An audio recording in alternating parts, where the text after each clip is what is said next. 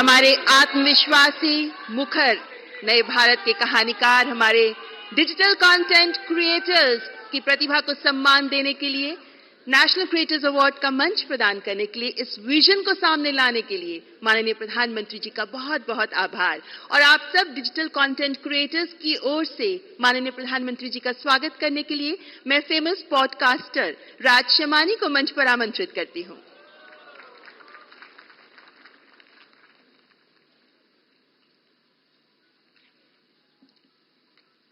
I'm honored to introduce the next person on the stage who needs no introduction.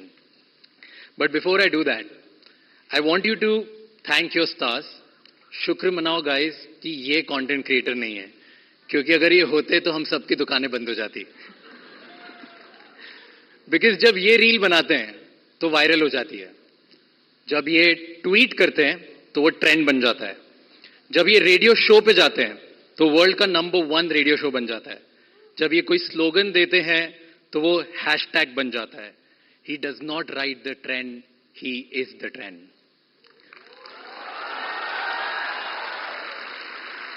Ladies and gentlemen, join your hands together for the influencer of the influencers, the OG, the GOAT, who is making the Indian dream possible for millions of Indians, the creator of New Bharat, Honorable PM Narendra Modi ji.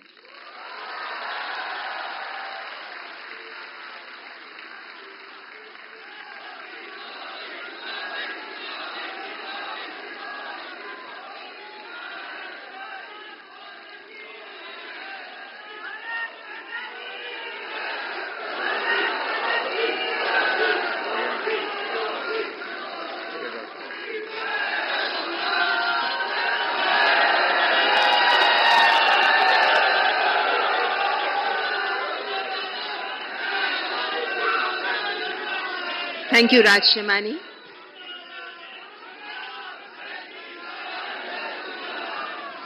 कार्यक्रम को आगे बढ़ाते हुए अब मैं इन पुरस्कारों के लिए 4 सदस्यीय जूरी में से 2 माननीय सदस्य हमारे बीच उपस्थित हैं। मैं मंच पर रूपाली गांगुली जी और प्रसून जोशी जी को आमंत्रित करती हूं, जो जूरी मेंबर्स हैं।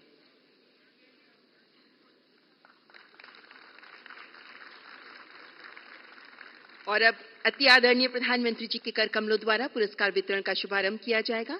माननीय प्रधानमंत्री जी तथा माननीय मंत्री महोदय, आपसे अनुरोध करती हूं कृपया पुरस्कार वितरण का शुभारंभ करने के लिए मंच पर आगे आएं। The first category, the award for the New India Champion. The award goes to Abhi and New.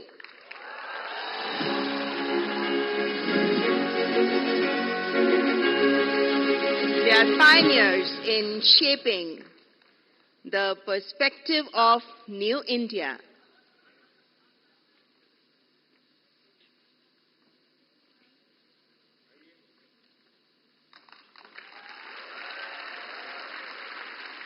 Through their insightful content and wide range of topics, they have raised awareness for New India.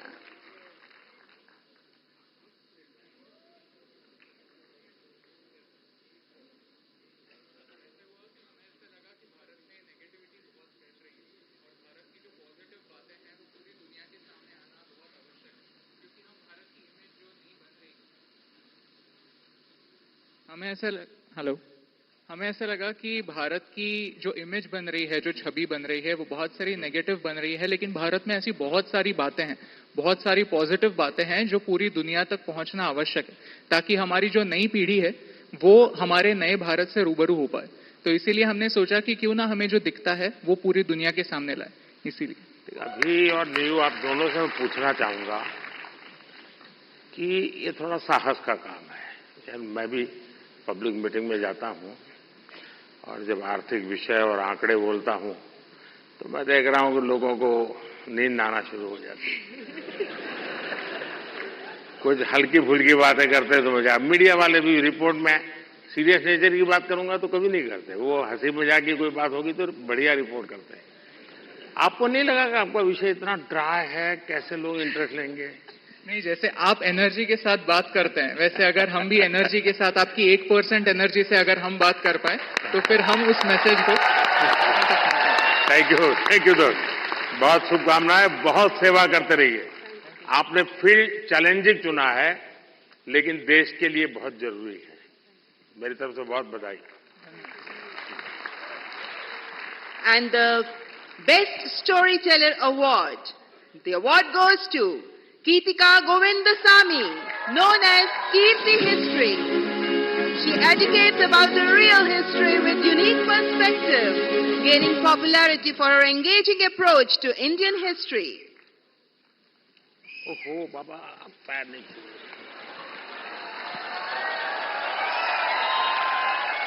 देखिए, वैसे politics में पता नहीं देश में परंपरा बन गई, लोग पैर छूते हैं। कला जगत में पैर छूना उसका भाव अलग है, लेकिन मैं बहुत डिस्टर्ब हो जाता हूं, और उसमें भी जब कोई बेटी। Thank you, sir. मैं सुनना चाहूंगा आपके विषय में कुछ। अंजोगी, मुझे हिंदी समझ कर सकती हूँ, बट बोलने के लिए थोड़ा मुश्किल है। आपको जो मर्जी पड़े बोलो। ये देश बहुत बड़ा है, किसी न किसी कोने में तो आपको सुनने वाला मिल ही जाएगा। Ellarku vanakkam. I would really like to appreciate our Honorable Prime Minister for the fact that you have taken up Tamil in a lot of stages, and you said like Tamil. So I must start with Vanakkam. Yeah, vanakkam. So I'm really grateful for that. I always felt like it lacks a national platform, which you brought here. So I'm really grateful for that, sir. I'm so honored. I'm just shaking. I don't know what to say. Thank you so much. नहीं, आपको अनुभव क्या आ रहा है जब आप, क्योंकि इतिहास से कुछ घटनाएं उठाती हैं, और बड़ा अब तो जहां से ये काम कर रही है थोड़ा तकलीफ वाला इलाका है, तो क्या फील करती है आप? I would say it's little complicated, since history and politics are like interconnected. So it's like I get a lot of troll also, but that's fine. It's just share with the facts and all. Teenager का जो group है, हाँ. जो सबसे ज्यादा अपना समय यहाँ बिताता है, मतलब आप लोगों के लिए वो समय खर्चा करता है, उनको कौन सी चीजें ज्यादा अपीलिंग लगती है? They like actually in my audience I have a lot of teenagers and they really watch things. इन सब के वो सारे खिलाड़ी टीनेजर्स ही है। That's true. So they really like things about the stories which talks the greatness of India. So that kind of stories they really like a lot. उनको अच्छा लगता है। Yeah. चलिए, People really feel proud of it. बहुत सेवा कर रहे हैं आप देश की। Thank you. Thank you, so all the best. So big applause for Geetika Govindasamy. And the next category is Disruptor of the Year Award. स्थापित मानदंडों को चैलेंज देकर नई राह बनाने वाले ये अवार्ड, जिसके विनर है Ranveer Allahbadia. We know him as Beer Biceps. He focuses on fitness, spirituality and lifestyle through his The Ranveer Show. बधाई हो। तो आज भी कुछ फिटनेस का मंत्र देंगे लोगों को? योगा करनी चाहिए, मेडिटेशन करनी चाहिए। तो फिर तो ये लोग कहेंगे कि मोदी जी की बात बता रहा है। तो फिर कहेंगे तुम बीजेपी वाले हो गए हो। नहीं तो मोदी जी शायद यूथ की बातें कर रहे हैं, तो पूरा यूथ ही मेडिटेशन कर रहा है। आप बस वही बात फिर से कह रहा हूं मैं। कभी मैं आपको पूरी तरह तो फॉलो कभी किया नहीं है। क्यों सर? क्योंकि बहुत कठिन होता है जी, मुझे खुद को 50 साल छोटा करना पड़ेगा, तब जाकर के आपके साथ थोड़ा वेवलेंथ बैठेगा। मेरा वेवलेंथ नहीं, मैं विषय पूछना, क्या नींद के संबंध में आपको कार्यक्रम करते हैं? कभी कभी एलियंस येटीज के सपने आते हैं। नहीं, मैं इसलिए कह रहा हूं कि सचमुच में नींद की बहुत उपेक्षा हो रही है जी, जबकि पूरी दिनचर्या में पहला टाइम टेबल नींद तय करनी चाहिए। मैं बहुत उल्टा बता रहा हूं आज। क्योंकि मैं उसका भुक्तभोगी हूं। मैं नींद के संबंध में बहुत ही इनडिसिप्लिन हूं। मैं बहुत कम सोता हूं और मेरे सब लोग मुझे डांटते रहते हैं और कई सालों से मेरी बीमारी आ गई है, मैं बहुत कम सोता हूं। लेकिन मैं चाहता हूं लोग पूरी नींद सोते रहे, ऐसा मैं नहीं चाहता हूं। मैं जगाना, लोगों को जगाना मेरा काम है। लेकिन नींद के संबंध में हम ज्यादा उतने जागृत नहीं है। कभी उस पर सोचिए ना। जी जी, योग निद्रा करनी चाहिए। योग निद्रा अलग है जी, वहां मत ले जाइए। देखिए, योग निद्रा वो विषय है जो नॉर्मली नींद से कठिनाइयां हैं, नहीं हो पाती, तो नींद योग निद्रा कर लिया तो उनका 3-4 घंटा और निकल जाता है। आपके साथ पॉडकास्ट करने का मूड हो रहा है सर। अरे वाह। चलिए, मूड तो हरे के बहुत होते हैं भाई।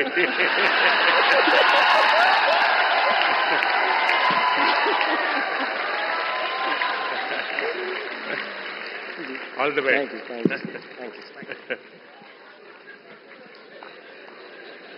और अगला पुरस्कार प्रकृति और पर्यावरण के प्रति समर्पित भाव से काम करने वाले ग्रीन चैंपियन अवार्ड, जिसके विनर हैं Pankti Pandey. As an ISRO scientist, Pankti amplifies the message of mission lifestyle for environment. बहुत बहुत बधाई। कुछ अपने कार्य के विषय में बताइए। સર હું અમદાવાદથી છું। स्वागत है। आप लोगों अहमदाबादियों की पहचान है क्या आप लोगों को? हम अहमदाबादी लोगों के लिए कहा जाता है, ये अहमदाबादी इसलिए बता रहा हूं, उनके लिए कहा जाता है, यानी कोई बुरा मत माने, क्योंकि आजकल ऐसा है कुछ भी बात बड़ा विवाद का विषय बन जाती है। लेकिन ये बचपन में जो सुनते थे वो मैं बता रहा हूं, मैं मानता नहीं हूं। एक बार रेलवे प्लेटफॉर्म पर ट्रेन आई, तो उसमें जो पैसेंजर था वो ऊपर के बर्थ पर था। तो उसने बाहर खिड़की में पूछा कि भाई कौन सा स्टेशन आया है? तो बाहर वाले ने कहा 4 आना दोगे तो बताऊंगा। तो उसने कहा मत बताओ, ये अहमदाबादी होगा। अच्छा बताइए। प्रकृति के बारे में बताती हूँ। हम बदलाव बहुत चाहते हैं दूसरी चीजों में, पर हम बदलाव कभी अपने आप में नहीं लाना चाहते हैं। वो सबसे डिफिकल्ट चीज होती है। तो मैं अभी यहाँ पे जो सब लोग उपस्थित है यहाँ पे, उनसे कहूंगी, एक चीज हम अगर हमारे वहां पे करें, हम अपने वेस्ट को ऑडिट करें। हम दूसरों का कचरा देखते हैं, पर हम क्या खुद निकालते हैं वो हम कभी नहीं देखते हैं। तो I request all of you to waste audit your dustbin, कि क्या हम हमारी लाइफ को जीरो वेस्ट बना सकते हैं। पूरे तरीके से नहीं, पर क्या हम कोशिश कर सकते हैं। Thank you so much. Mission life के संबंध में डिटेल स्टडी किया है आपने? मिशन लाइफ नहीं सर। मैंने एक यूएन सेक्रेटरी जनरल के साथ दुनिया के सामने एक मिशन लॉन्च किया है। क्लाइमेट, एनवायरनमेंट, सर्कुलर इकोनॉमी, ये सारी बातों से हम परिचित है। और लोग दुनिया कहते हैं तुम ये मत करो, तुम वो मत करो, सारा मैं क्या करूंगा कोई कहता ही नहीं है। बिल्कुल। और इसलिए मैंने कहा है मिशन लाइफ। और मिशन लाइफ के पीछे मेरा इंटरेस्ट यही है कि आपकी लाइफस्टाइल ही एनवायरनमेंट फ्रेंडली होनी चाहिए। हम क्या करते हैं, एसी कार में बैठ करके जिम जाएंगे, जिम में बिजली जला करके पसीना निकालेंगे, फिर एसी कार में बैठ करके घर वापस आएंगे और फिर 5 स्टार होटल में जाकर के एनवायरनमेंट पर भाषण देंगे।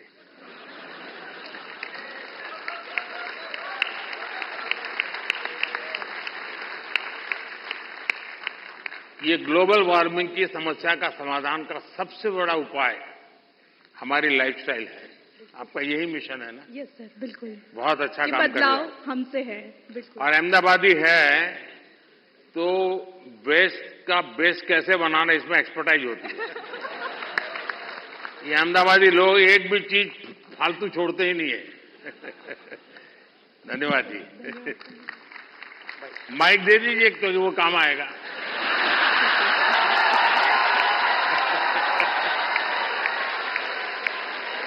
And the next award, Best Creator for Social Change, और इस अवार्ड की विनर है जया किशोरी, जिन्हें आधुनिक दौर की मीरा कहा जाता है। One of the youngest spiritual orators, she shares stories and teachings from Bhagavad Gita and Ramayana in insightful manner. बहुत बहुत बधाई आपको।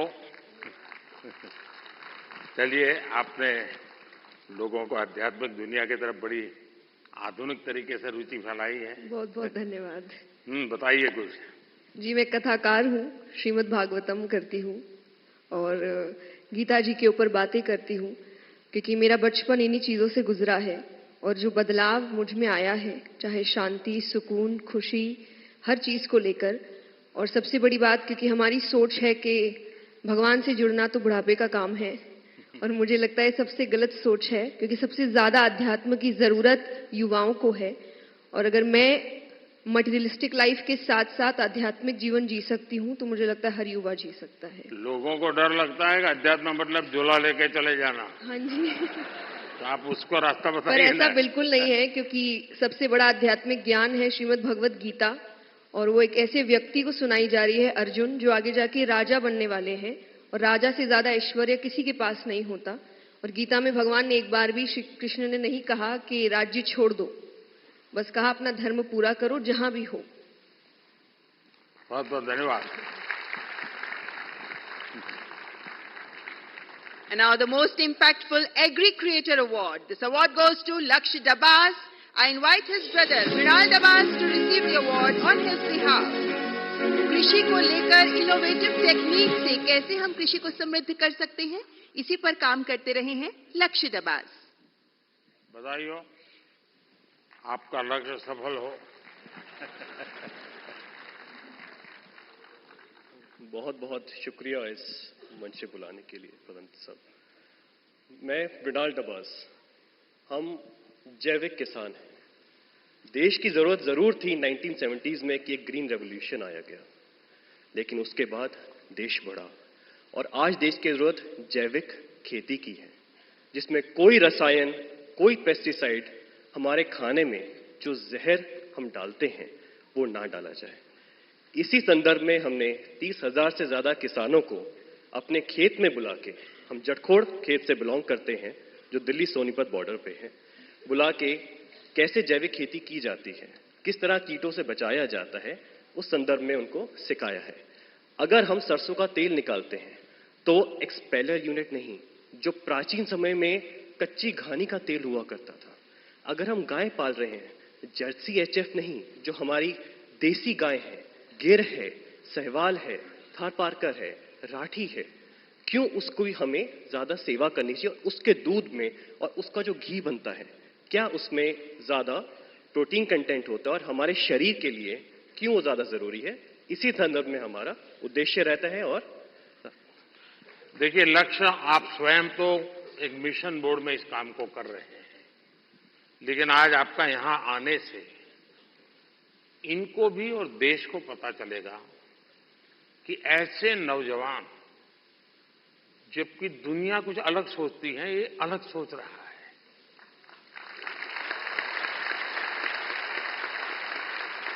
लोग लक्ष्य की मजाक उड़ाते होंगे, क्या यार तुम ये गाय वाय पीछे पड़े हुए हो।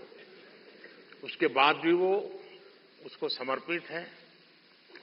आप कभी गुजरात के गवर्नर आचार्य देवव्रत जी से मिले हैं? नहीं सर, ये अवसर नहीं। तो मैं आपसे आग्रह करूंगा, एक बार उनके साथ बैठिए। वो एक मिशन मोड में ये नेचुरल फार्मिंग पे काम करते हैं। कुरुक्षेत्र में उनका एक फार्म भी है और गुजरात में करीब उन्होंने 3 लाख किसानों को नेचुरल फार्मिंग की तरफ ले गए हैं और जो उसके रिजल्ट आए हैं बहुत ही एनकरेजिंग है। दूसरा, लोगों में एक भ्रम है जिसको आप ठीक कर सकते हैं ऑर्गेनिक फार्मिंग और नेचुरल फार्मिंग दोनों अलग है। कुछ लोग कहते हैं कि ऑर्गेनिक फार्मिंग में शुरू में इनकम का बहुत लॉस होता है, उसके कारण कोई किसान हिम्मत नहीं करता। नेचुरल फार्मिंग में लॉस नहीं होता है और धीरे धीरे प्रोडक्टिविटी बढ़ती है, क्वालिटी बढ़ती है, एकरेज बढ़ता है। मैं चाहूंगा कि आप बहुत अच्छा काम कर रहे हैं, लेकिन मैं आपसे आग्रह करूंगा आप आचार्य देवव्रत जी से जरूर मिलिए। यूट्यूब पर उनके बहुत सारे लेक्चर्स हैं, आप उसको देखिए। बहुत बहुत शुभकामनाएं। And now the cultural ambassador of the year award, और इस अवार्ड की विनर हैं जानी मानी गायिका मैथिली ठाकुर। आपके ओरिजिनल सॉन्ग्स होते हैं और आप पारंपरिक लोकगीत के माध्यम से विभिन्न भाषाओं में, विभिन्न भारतीय भाषाओं में गाती हैं और हमारे देश की समृद्ध संस्कृति को सामने प्रस्तुत करती हैं। मैथिली ठाकुर। मैथिली नमस्ते। तो आज कुछ सुनाई दो और क्या क्योंकि लोग मेरा सुन सुन के थक जाते हैं। बिल्कुल सर। अच्छा, थक जाते हैं ना? नहीं मतलब बिल्कुल मैं आपको सुनाती हूँ। और सबसे पहले सभी लोगों को महाशिवरात्रि की ढेर सारी शुभकामनाएं। और तो शिव जी का ही भजन कर लो आज। जी जी जरूर।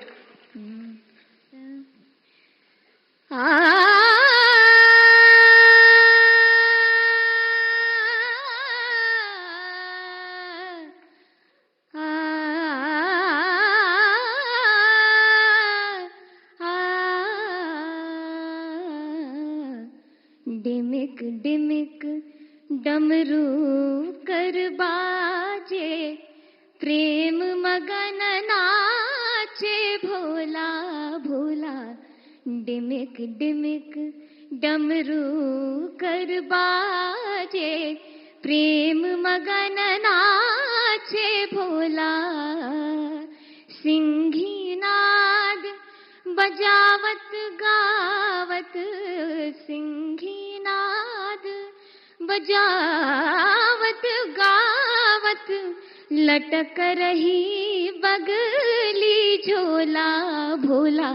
डिमिक डिमिक डमरू कर बाजे, प्रेम मगन नाचे भोला। बहुत बहुत बधाई मैथिली जी आपको। आपने देखा होगा मैंने मन की बात में एक बार एक जर्मन बच्ची का उल्लेख किया था। वो जन्म से उसको आंखें नहीं है, हिंदुस्तान देखा नहीं है, और मैं हैरान हूं कि भारत के दक्षिण भारत की भाषाओं के गीत इतना तेजी से ग्रास करती है। और भी पिछले दिनों यहां आई थी तो मेरा मिलना हुआ, तो उसने तमिल में मुझे शिव भजन सुनाया। और संगीत की क्या ताकत होती है, कोई भाषा उसको मालूम नहीं है जर्मनी के सिवाय, लेकिन अद्भुत प्रभाव पैदा करती है। आपको भी वो परमात्मा ने कृपा दी है, आपने साधना भी की है। मेरी तरफ से बहुत बहुत शुभकामनाएं। बहुत बहुत शुक्रिया। क्या मैं आपके साथ तस्वीर लेनी है? कैसे? अच्छा, सेल्फी के बिना नहीं चलता है। आज रास्ते में मुझे बहुत खुशी हुई। बहुत बहुत शुक्रिया, धन्यवाद। And now the best international creator. इस अवार्ड में 3 लोगों के नाम हैं, किली Paul from Tanzania and Cassandra May Spitman, the German singer. And we have one more award winner in this Best International Creator category, and he is Drew Hicks.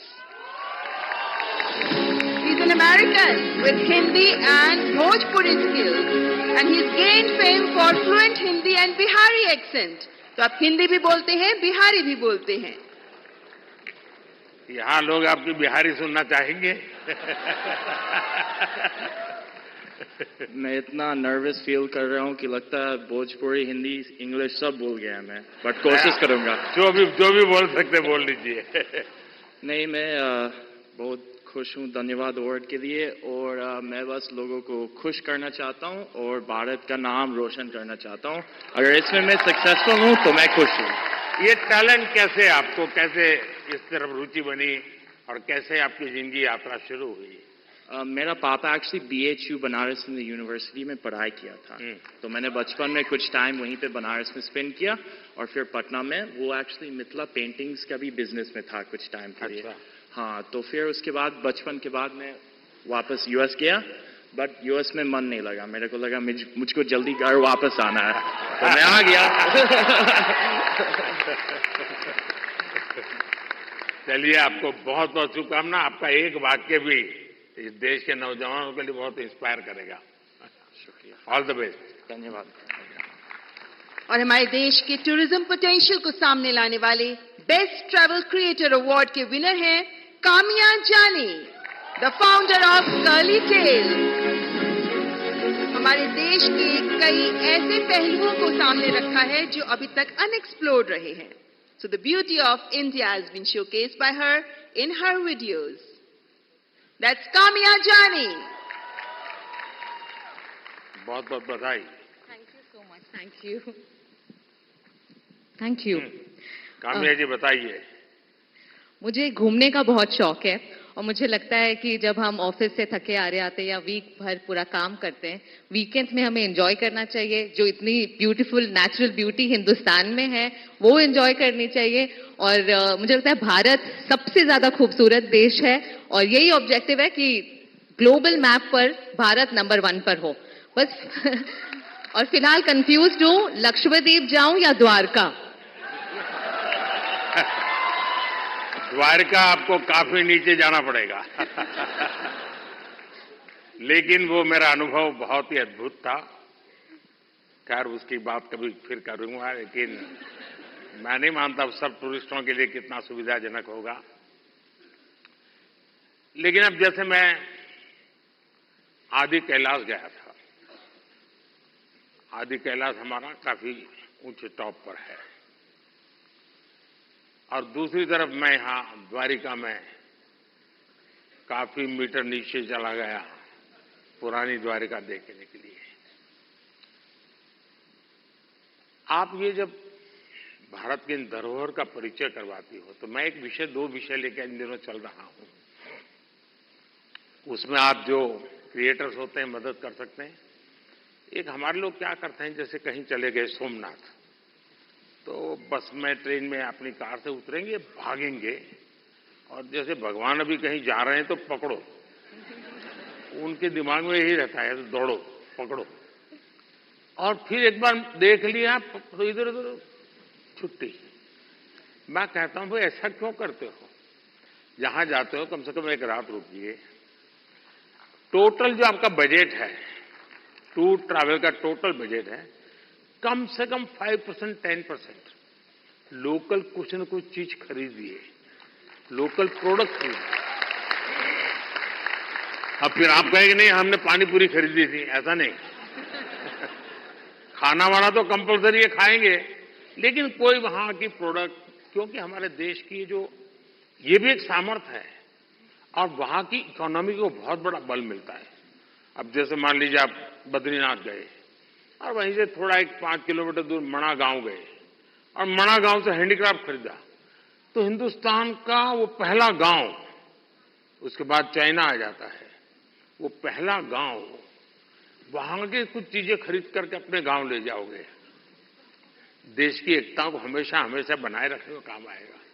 तो कभी आप ऐसे विषयों को भी अगर प्रमोट कर सकते हैं तो बहुत अच्छा होगा। बिल्कुल, बहुत सारे मंदिर कवर किए हैं मैंने अपने वीडियोस में, और आपका बहुत बड़ा थैंक यू, क्योंकि अब सारे ही मंदिरों को बहुत ही नया रूप मिल चुका है। So thank you for that. Thank you. And now let's recognise the best creator in tech category, और इसके विनर हैं टेक्निकल गुरुजी के नाम से जाने जाने वाले गौरव चौधरी।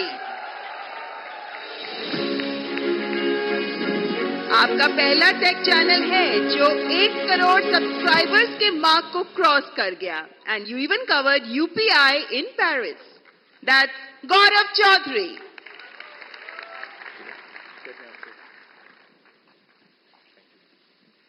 चलिए भाई, आज की दुनिया का इंसान है, कुछ बताएगा हमें। तो चलिए शुरू करते हैं।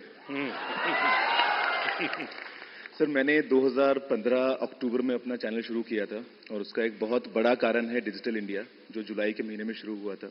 उससे 1 साल पहले जब आपने make in India programme start किया तो हमने देखा कि कैसे टेक्नोलॉजी के फील्ड में स्पेशली इंडिया, जो हमेशा से हम जानते हैं कि हम सभी का जो टैलेंट है वो तो बहुत अच्छा है ही, लेकिन जैसे हमने देखा कि हमारे देश में जब मैन्युफैक्चरिंग स्टार्ट हुई, जो बाहर की कंपनियां भी इंडिया में आ रही हैं, तो उससे मुझे लगा कि क्यों ना मैं अगर अपना थोड़ा नॉलेज शेयर कर पाऊं, तो बस वही स्टार्ट किया है सर।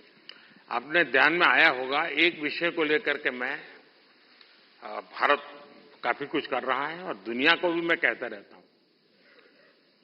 सभी दुनिया के बड़े बड़े नेताओं से इस विषय में मेरी जरूर चर्चा होती है और भारत का जो डिजिटल इंडिया का सक्सेस है, ये तो गौरव बराबर अच्छे तरह जानते हैं क्योंकि उसी फील्ड में काम करते हैं।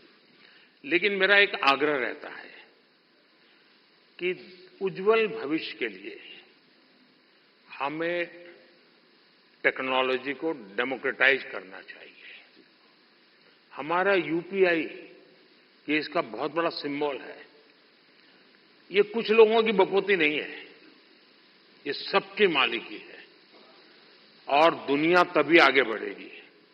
कोई उसका एक बड़ा कंपनी का मालिक बन गया और दुनिया बांट रहा है, ऐसा नहीं। हम उसको डेमोक्रेटाइज करते हैं और मैं मानता हूं जितना ये पहलू आपके माध्यम से पहुंचेगा कि टेक्नोलॉजी को डेमोक्रेटाइज करने की क्यों जरूरत है, दुनिया के उज्जवल भविष्य के लिए थोड़ा सीरियस विषय लगेगा। लेकिन मैं गौरव जैसे दोस्तों से चाहूंगा कि आप इसको जरा बल दीजिए। सर मुझे ऐसा लगता है कि टेक्नोलॉजी जो है वो हम सभी को एक ताकत देती है आज की दुनिया में। मैं अभी पेरिस में गया था पिछले हफ्ते और मैंने जब वहां की टिकट यूपीआई से खरीदी तो बहुत खुशी हुई और मुझे लगता है कि इंडिया के पास में वो सारे सॉल्यूशंस हैं जो पूरी दुनिया के देश जो है अपनी जगहों पे इंप्लीमेंट कर सकते हैं। तो जरूर से कोशिश रहेगी। बहुत बहुत बधाई। Thank you. और माननीय प्रधानमंत्री जी के स्वच्छ भारत अभियान से प्रेरणा लेकर जिन लोगों ने डिजिटल कंटेंट क्रिएट किया, उनमें से चुने गए स्वच्छता एम्बेसडर हैं मल्हार कलाम्बे, अ नोटेड एनवायरमेंटलिस्ट जो 2017 से प्रति सप्ताह स्वच्छता अभियान चलाते रहे हैं, स्वच्छता और सतत विकास को लेकर जागरूकता भी फैलाते रहे हैं। दैट्स मल्हार कलाम्बे। मल्हार, ये जो लोग क्रिएटर्स हैं ना, उसमें कुछ लोग वो भी हैं जो क्या खाना चाहिए वो भी कहते हैं।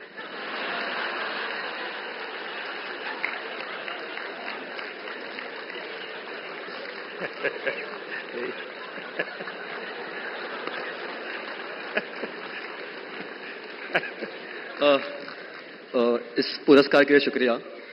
मैं बेसिकली एनवायरमेंटलिस्ट हूँ। हम पिछले 6.5 साल से मुंबई में स्वच्छता मुहिम चला रहे हैं, आप ही से प्रेरणा लेके। पिछले 6.5 सालों में उन्होंने 500 से ज़्यादा क्लीनअप ड्राइव्स ऑर्गेनाइज की है, 80 लाख किलो से ज़्यादा कचरा मुंबई से साफ किया है। बट इतने सालों में मैंने एक चीज़ देखी है कि लोगों को कचरा उठाने में शर्म आती है, लज्जा लगती है। कई लोगों ने मुझे कचरे वाला तक कहा है, बट मैं एक चीज़ में विश्वास रखता हूँ कि अगर देश साफ करना है तो हाथ तो गंदे करने पड़ेंगे। Thank you. बहुत बहुत शुभकामनाएं। और आपने युवकों को बड़ी प्रेरणा दी है और अच्छी अच्छी सेलिब्रिटीज उनके साथ जुड़ती हैं, काफी मेहनत करते हैं और नियमित रूप से करते हैं, ऐसा नहीं टोकनिज्म करते हैं। और उन्होंने एक वातावरण बनाया है। मैं आपको बहुत बधाई देता हूं, लेकिन फिर भी मैं चाहूंगा थोड़ा बट सर मैं एक चीज कहना चाहूंगा, अपने अंकित भैया के साथ लास्ट ईयर स्वच्छ भारत दिन के दिन क्लीनअप किया था। ये मेरी भी एक इच्छा है कि कभी आपके साथ क्लीनअप कर पाऊं। वाह, थैंक यू। Thank you. जरूर जरूर मौका मिलेगा। और हमारे हर प्रकार की सफाई में काम आ सकता है। इस चुनाव में भी सफाई होने वाली है।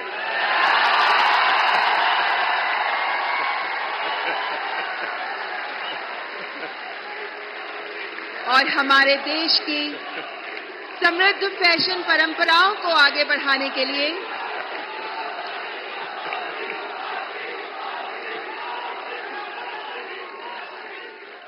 The next category heritage fashion icon award, और इस अवार्ड के विनर हैं जहानवीर सिंह। आप पूरी तरह भारत के पारंपरिक फैशन को आगे बढ़ा रही हैं, जिनमें भारतीय साड़ियां भी मौजूद हैं। Spirituality, Bhagavad Gita, heritage fashion पर आप काम करती रही हैं। दैट्स जहानवीर सिंह। नो बाबा, पैर मत छूइए। बहुत बहुत बधाई आपको। और दुनिया में भारत की चीज, क्योंकि टेक्सटाइल मार्केट फैशन के साथ ही जा सकता है, वो अकेला नहीं जाता है आजकल, क्योंकि रेडीमेड ब्रांड का जमाना है। और आप बड़ी मदद कर रही है, कुछ सुनाइए लोगों को। बहुत बहुत धन्यवाद। मेरा नाम जानवी है और सबसे पहले बहुत धन्यवाद इस पुरस्कार के लिए।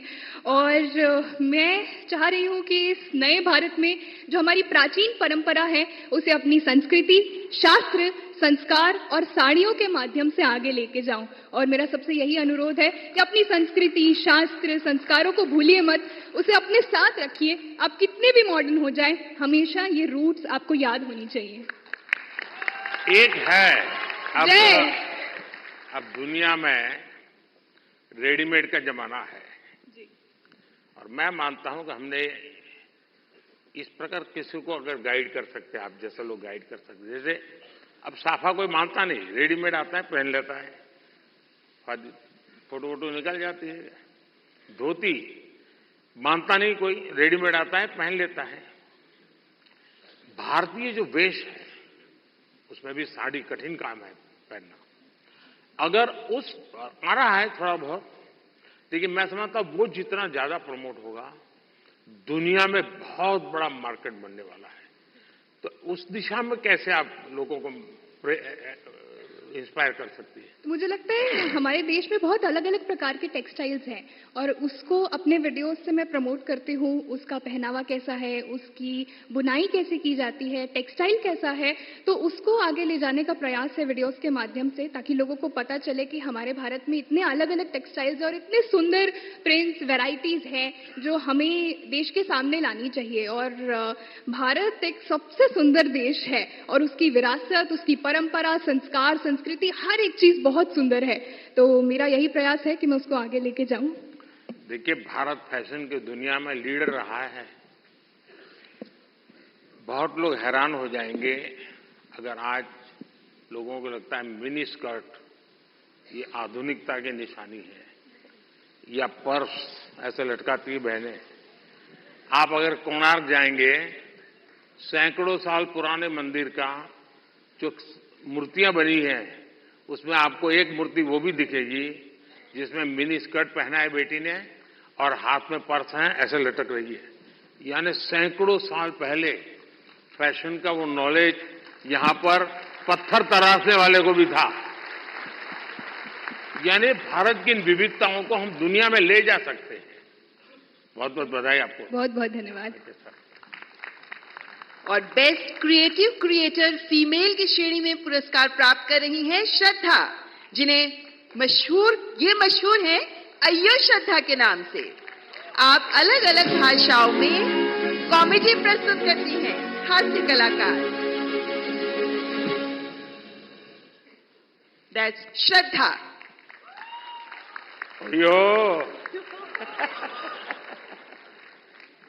श्रद्धा से मेरा दोबारा मिलने का मौका मिला है। बहुत बहुत बधाई। बहुत बहुत धन्यवाद। बहुत बहुत धन्यवाद। बहुत धन्यवाद इस पुरस्कार के लिए। और ये पुरस्कार एक्नॉलेज करता है कि जो लोग घर में एक स्मार्टफोन के जरिए कंटेंट बनाते हैं, वो भी एक स्किल है।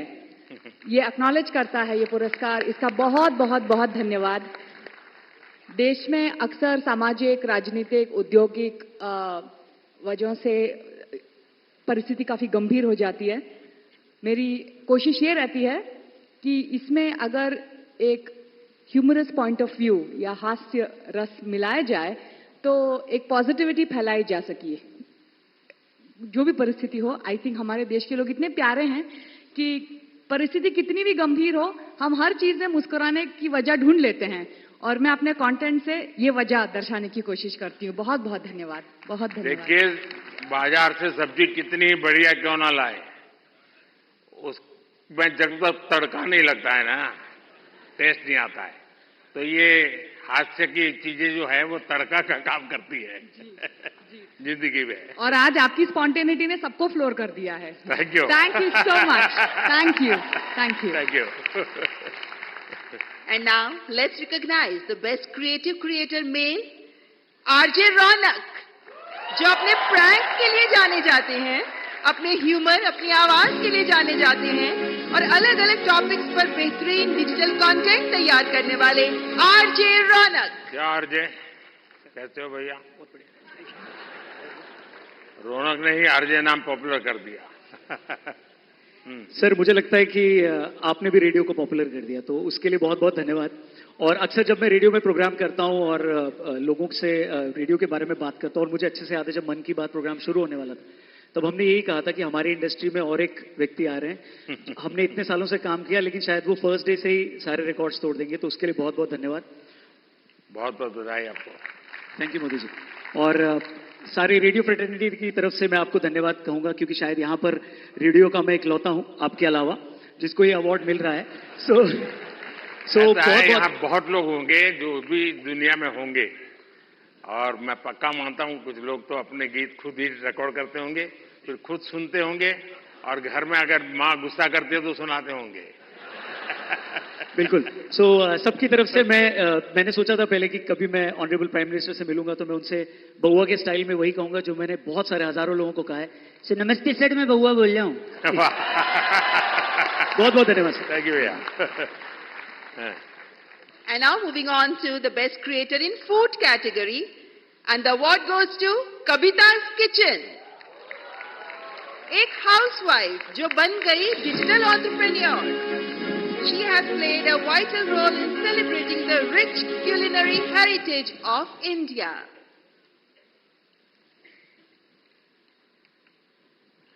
कविता जी, बहुत बहुत बधाई आपको।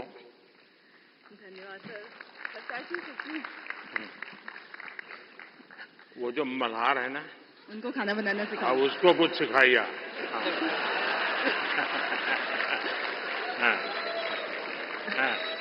सर, धन्यवाद इस पुरस्कार के लिए। और मैं खाना बनाना सिखाती हूँ लोगों को, और मैं चाहती हूँ कि घर के मतलब जो फैमिली मेंबर है वो घर के हर मेंबर को खाना बनाना सिखाए, क्योंकि कोविड के टाइम पे हमें पता चल गया कि खाना बनाना कितना जरूरी है सीखना। तो पढ़ाई के साथ साथ इसको भी हम अपनी लाइफ स्किल में ऐड करें तो ज्यादा अच्छा होगा। और साथ में मैं चाहती हूँ कि जैसे स्कूल वगैरह में हम बच्चों को बाकी चीजें पढ़ाते हैं, तो उसके साथ अगर हम एग्रीकल्चर भी सिखाएं तो बच्चों को ये पता चलेगा कि एक अनाज उगाने में कितना मेहनत होता है। तो शायद उसकी वजह से फूड वेस्टेज कम होगा, और खाना बनाने में कितनी मेहनत होती है तो उसकी वजह से भी वेस्टेज को हम रोक सकते हैं। तो ये मेरी सोच है। मैं चाहती हूँ कि ऐसा अगर हो तो फ्यूचर में अच्छा होगा। अच्छा हुआ आप इस काम को किया, और आपके कारण लोग जानेंगे, वरना हमारे गुजरात के लोगों का एक स्वभाव रहा है, वो सैटरडे शाम को कहीं के रेस्टोरेंट ढूंढते रहते हैं, फास्ट फूड, और फिर वहाँ मैक्सिकन कहाँ मिलेगा, पिछले सप्ताह मैक्सिकन लिया, इस बार इटालियन कहाँ मिलेगा। और अगर वो कुल्लू मनाली जाएंगे तो यार गुजराती डिश कहाँ मिलेगा।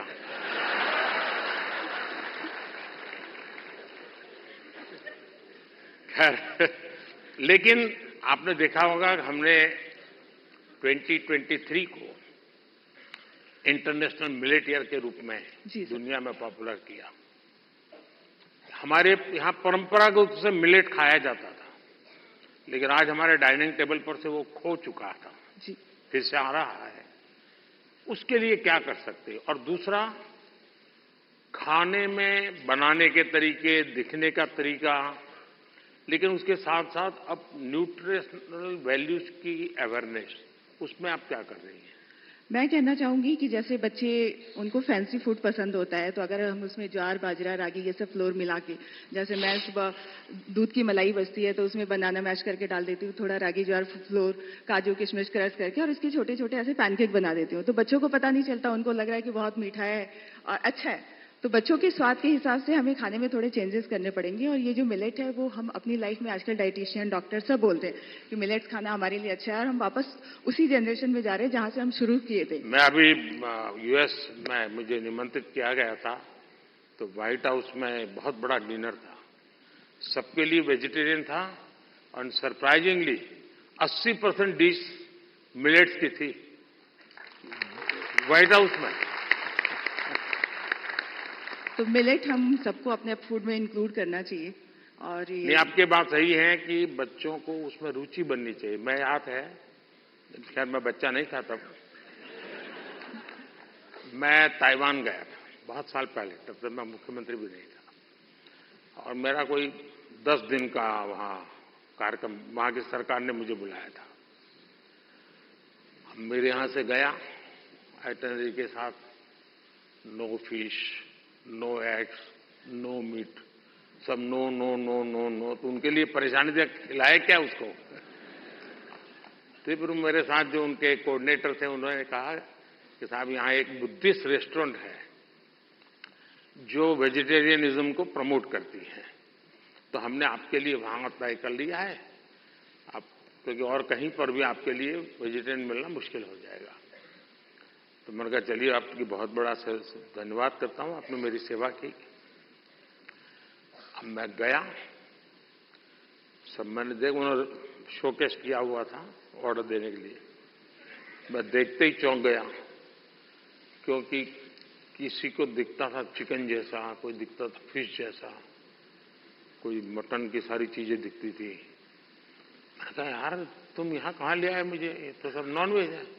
तो फिर मुझे उन बुद्धिस्ट जो लोग थे उन्होंने समझाया कि साहब यहाँ के लोगों को वेजिटेरियन की तरफ ले जाने के लिए हम वेजिटेरियन चीजों का शेप ऐसा बनाते हैं ताकि वो मेंटली पहले प्रिपेयर हो। और आप भी कभी ताइवान जाए तो आज भी वो रेस्टोरेंट है। खैर मैं तो उसको देख करके राम राम करके वापस आया।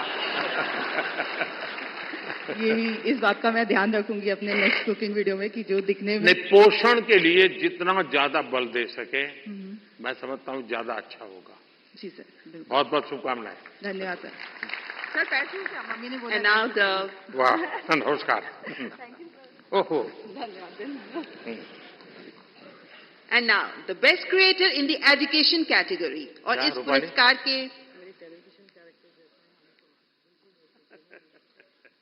इस पुरस्कार के विजेता हैं टेक प्लस गैजेट्स के लिए जाने जाने वाले Naman Deshmukh. Naman technology, gadgets, finance, social media, marketing जैसे विषयों को कवर करते हैं, सामान्य भाषा में तकनीकी विषयों पर शिक्षित करते हैं। आपको नमन। बताइए नमन। पहली बात तो प्रधानमंत्री जी थैंक यू सो मच इस पुरस्कार के लिए। मैं एक्चुअली टेक रिलेटेड या फिर जो भी अवेयरनेस होती है उस रिलेटेड वीडियोस बनाता हूँ, लोगों को अवेयर करता हूँ।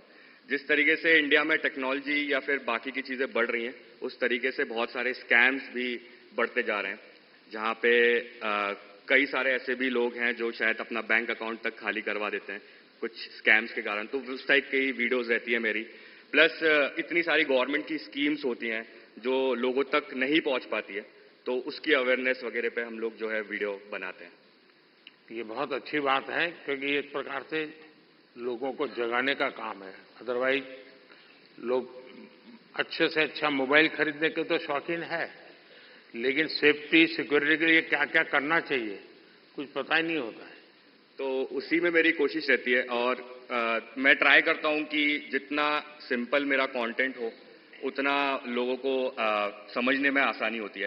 तो मेरा जो हमारा एक रीज़न है टेक में आने में या फिर एजुकेशन में, कि एजुकेट तो करना है लेकिन बहुत सिंपल और फन तरीके से लोगों को चीज़ें बतानी है, और शायद उस चीज़ में हम लोग आगे बढ़ते जा रहे हैं।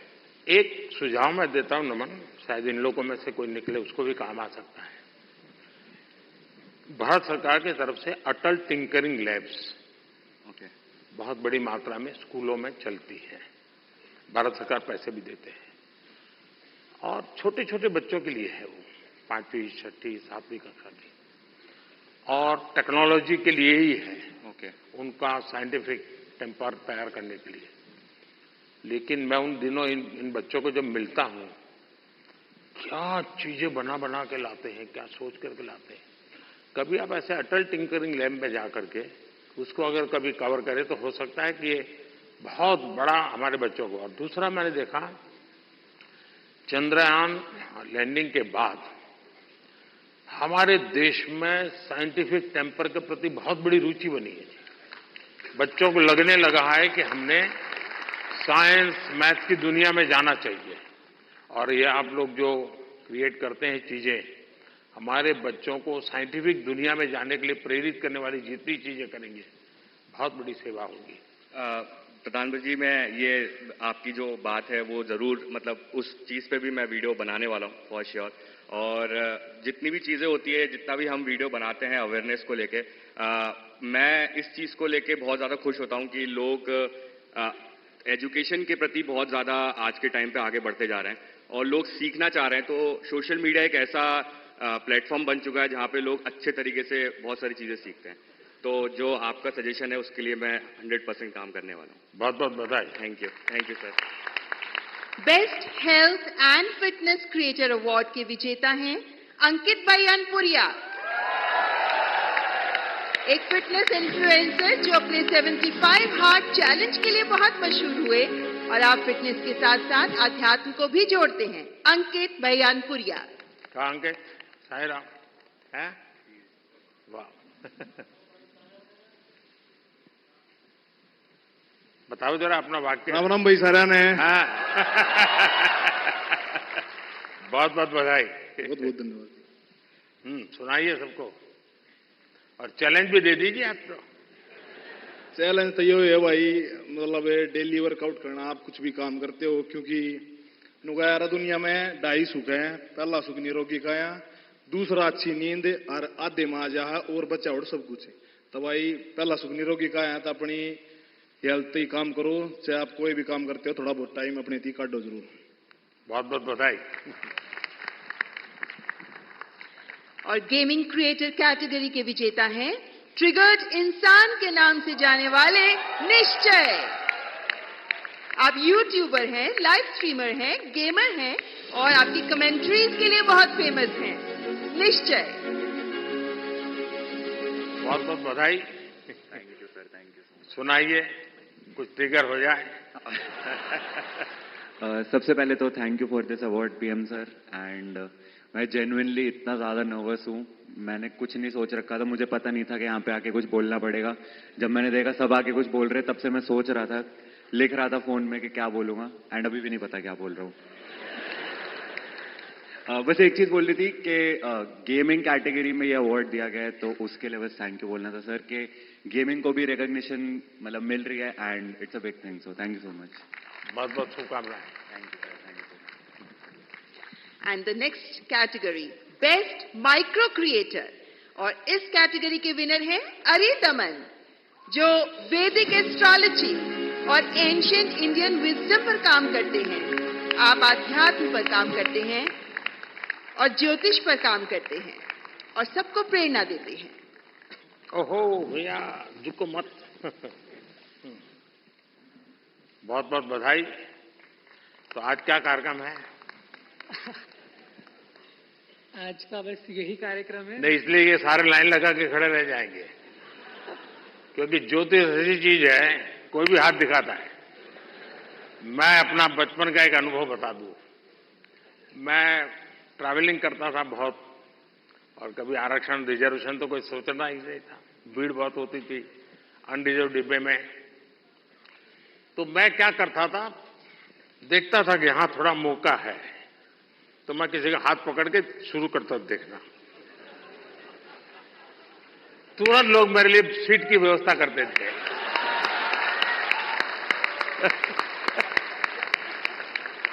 आइए आइए बैठिए। अब आप बताइए। लक्ष्मी हयवदन परब्रह्मणे नमः। सभी को मेरा सादर नमस्ते। और पहले मैं ये बताना चाहूंगा कि मैं ज्योतिष की वीडियोस नहीं बनाता हूँ। मैं धर्मशास्त्रों के कुछ विषयों पर अपनी वीडियोस बनाता हूँ। और ये पुरस्कार मुझे मिला, इसमें धर्म चक्र भी है, इसमें वृषभ भी है, इसमें सिंह भी है। और इस धर्म चक्र की मर्यादा बनी रहे, ये धर्म चक्र सतत चलता रहे, इसके लिए ही मेरा छोटा सा प्रयास है। और ये धर्म चक्र केवल एक मूर्तमान पुरस्कार की कोई मूर्ति नहीं है जिसको हमें घर में जाकर के सजा देना है। अपितु अपने जीवन के अंदर इस धर्म चक्र को धारण भी करना है। और इसके अंतर्गत कोई आध्यात्मिक कर्मकांड नहीं आते हैं, इसके अंदर कोई पूजा पाठ या विधियां नहीं आती है। आज मैंने जो वेशभूषा पहनी है, बहुत से लोग इसे देखकर सोच रहे होंगे कि मैं कोई सन्यासी हूं, कोई बाबा हूं, कोई तपस्वी हूं, लेकिन मैं इनमें से कुछ नहीं हूं। मैं एक सामान्य बालक हूं जो अपनी 12वीं कक्षा इस समय कर रहा हूं। लेकिन मैं बताना चाहता हूं कि ये जो कपड़े मैंने पहने हैं, ये अध्यात्म का प्रतीक नहीं है, ये भारतीय संस्कृति का प्रतीक है जिसे हम भुला चुके हैं। प्रधानमंत्री जी ने वेशभूषा की बात करी, हस्तकला की बात करी, और मैं कहना चाहूंगा कि जो परिधान मैंने पहना है ये भारत का सबसे पुराना परिधान है, जिसको आज लगभग इधर बहुत कम लोग पहन के आए होंगे।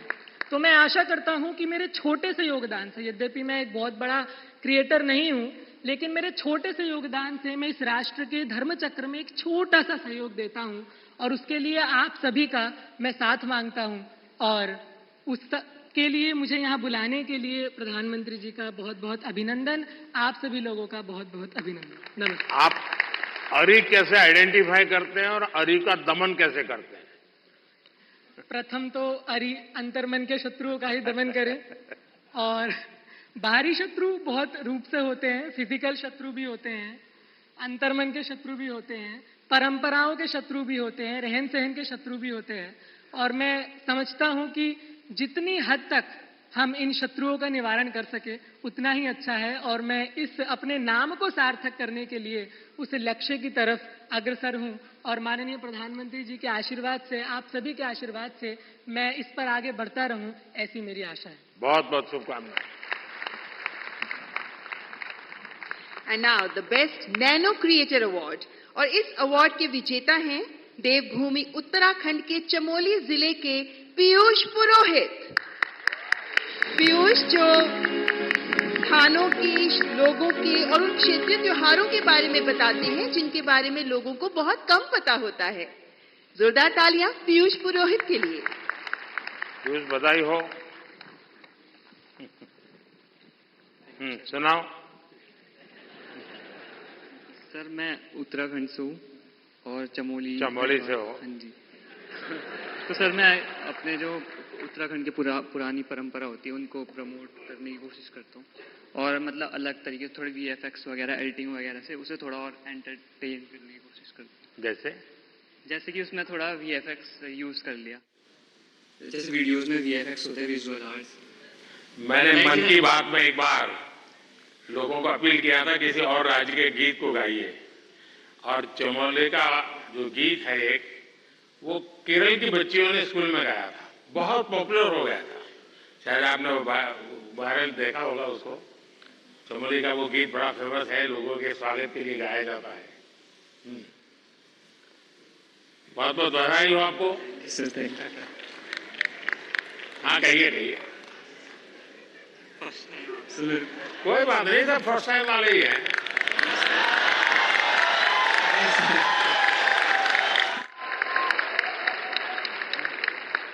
Thank you sir, thank you. जय देवभूमि, जय उत्तराखंड। चलिए, बहुत धन्यवाद। और नेशनल क्रिएटर्स अवार्ड्स की आखिरी श्रेणी, बेस्ट सेलिब्रिटी क्रिएटर अवार्ड, और ये अवार्ड दिया जा रहा है अमन गुप्ता को। एक उद्यमी के तौर पर अपनी सफलता और अपने इनोवेटिव बिजनेस स्ट्रैटेजीज के लिए मशहूर शार्क टैंक इंडिया में भी शामिल अमन गुप्ता। अमन, बहुत बहुत बधाई हो। सर, आप तो आप सक्सेसफुल हैं अपने जीवन में भी और दुनिया को भी दिखा रहे हो, जरा बताइए। तो सर 2016 में जब startup India, stand up India आया था, हमने अपनी कंपनी स्टार्ट करी थी सर। बोट तो जब हमने स्टार्ट करी थी तो लोग बोलते थे कि ये क्या कर लेंगे, ऐसा छोटा सा ब्रांड है, कुछ नहीं कर पाएंगे। और आज सर 2024, 7 साल बाद sir, we are world's second largest sir, विश्व second largest audio brand sir. 2021 में सर कोविड आया सर, हमारा सारा सामान इंडिया के बाहर बनता था सर। 2021 में आपने मेक इन इंडिया स्टार्ट किया सर, यहाँ पहन के घूमते हैं सर प्राउडली हम। और सर आज की time sir 70% of our products are now made in India sir. तो सर अभी अगला हमारा बस यही विजन है सर कि इंडिया से कोई ब्रांड, अच्छा ब्रांड इंडिया से बाहर जाए। और जैसे यहाँ पे जब कोई फिरंगी प्रोडक्ट आता है और लाइन लगती है, हम चाहते हैं फिरंगी भी हमारा प्रोडक्ट लाइन लगा के खरीदे सर। बहुत बहुत बधाई। बहुत बहुत बधाई। Thank you sir. Thank you. बहुत बहुत आभार माननीय प्रधानमंत्री जी, ये पुरस्कार प्रदान करने के लिए आपका बहुत बहुत शुक्रिया। मैं दोनों जजेज और भी दो लोग थे, लेकिन शायद वो बाहर है। मैं जजेज का बहुत धन्यवाद करता हूँ, इतने शानदार लोगों को परिचय करवा दिया आपने। बहुत बहुत बधाई आपको। रूपाली गांगुली जी और प्रसून जोशी जी, आपसे अनुरोध, कृपया आप अपना स्थान ग्रहण करें। आपका बहुत बहुत आभार। ओह बाबा, पैर नहीं बाबा। माननीय प्रधानमंत्री जी के प्रेरणादायक शब्द हमें लगातार हमारा मार्गदर्शन करते रहे हैं और आज के इस अवसर पर हमने माननीय प्रधानमंत्री जी के बहुत से शब्दों को सुना, लेकिन माननीय प्रधानमंत्री जी को सुनने के लिए हम सभी अत्यंत उल्लासित रहते हैं, उत्साहित रहते हैं और इसीलिए अब मैं पुनः माननीय प्रधानमंत्री जी से सविनय निवेदन करती हूं, माननीय प्रधानमंत्री जी कृपया अपने शब्दों द्वारा हमारा मार्गदर्शन करें।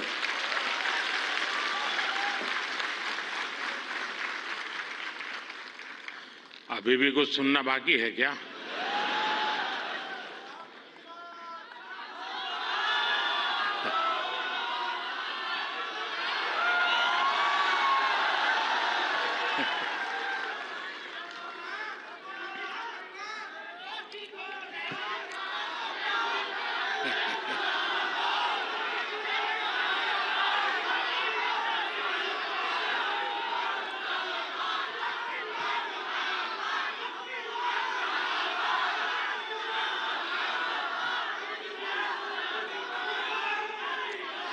कैसे हैं आप सब लोग?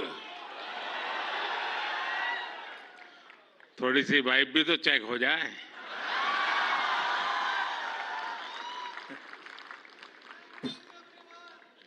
इस कार्यक्रम में उपस्थित मंत्रिपरिषद के मेरे साथी अश्विनी वैष्णव जी,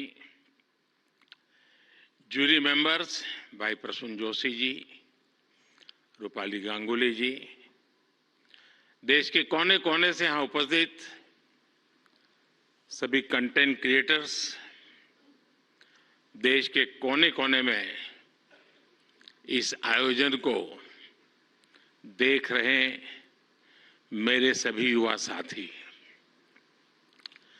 और सभी अन्य महानुभाव, आप सबका स्वागत है, आप सबका अभिनंदन है और आप वो लोग हैं जिन्होंने अपनी जगह बनाई है और इसलिए आज उस जगह पे आप हैं, भारत मंडपम।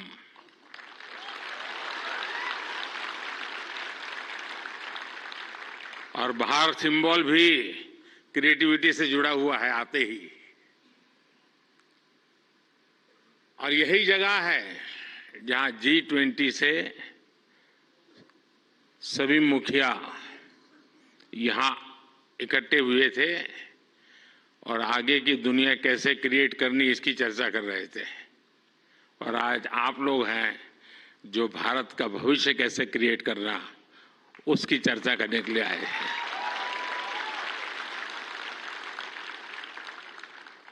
साथियों, जब समय बदलता है, टाइम चेंज होता है, जब नए युग की शुरुआत होती है तो उसके साथ कदम से कदम मिलाना ये देश का दायित्व होता है।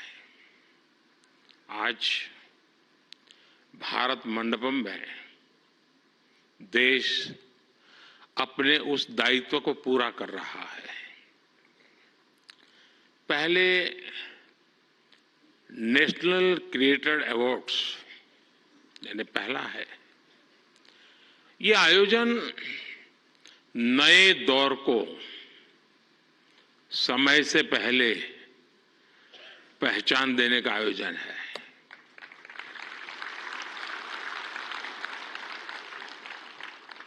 और कुछ लोग मुझे कभी कभी पूछते हैं कि आपकी सफलता का रहस्य क्या है, ऐसा मुझे पूछते हैं। मैं हर एक को जवाब नहीं देता हूं।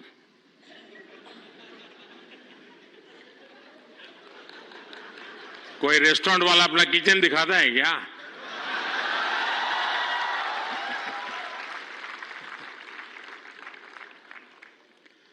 लेकिन आपको मैं बता देता हूं, ईश्वर कृपा है, मैं समय से पहले समय को भांप सकता हूं और इसलिए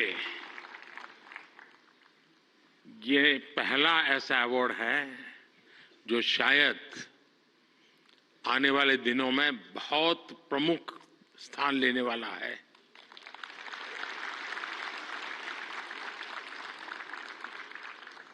ये इस नए युग को एनर्जाइज कर रहे आप सब युवाओं को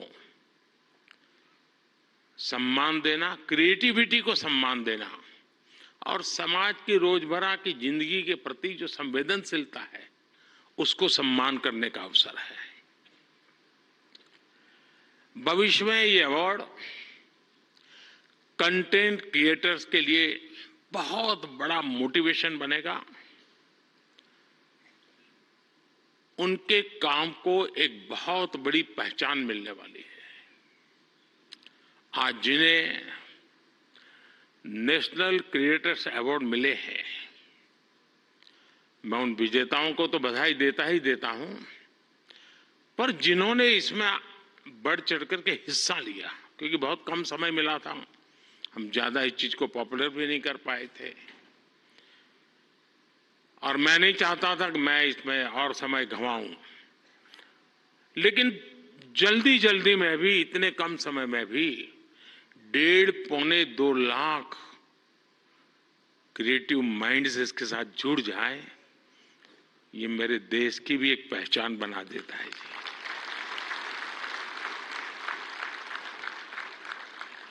और साथियों, आज एक और पवित्र संयोग है। ये पहला नेशनल क्रिएटर्स अवार्ड महाशिवरात्रि के शुभ दिन पर आयोजित हो रहा है।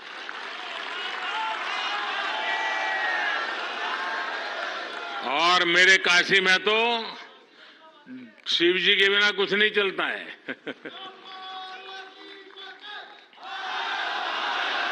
महादेव, भगवान शिव भाषा, कला और क्रिएटिविटी के जनक माने गए हैं। हमारे शिव नटराज है। शिव के डमरू से माहेश्वर सूत्र प्रकट हुए हैं। शिव का तांडव लय और सृजन की नींव रखता है इतिहास। और इसलिए यहां जो क्रिएटर्स हैं उनके लिए नए सब्जेक्ट मिल जाएंगे। महाशिवरात्रि के दिन ये आयोजन अपने आप में बहुत बड़ा सुखद संयोग है और मैं आपको भी और देशवासियों को भी महाशिवरात्रि की बहुत बहुत शुभकामनाएं देता हूं।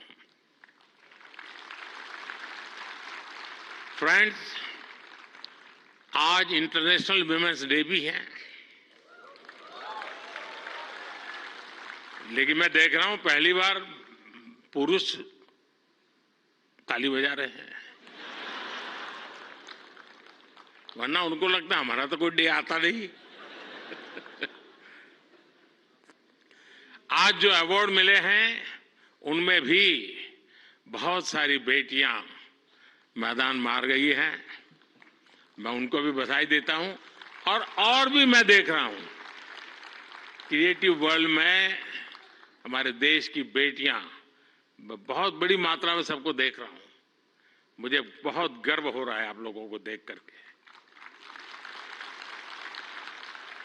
मैं देश की सभी महिलाओं को, बहनों को, बेटियों को इंटरनेशनल विमेंस डे की बहुत बहुत बधाई देता हूं। और आज ही मैं अभी, आप तो यहां बैठे हैं, मैं गैस सिलेंडर का 100 रुपया कम करके आया हूं।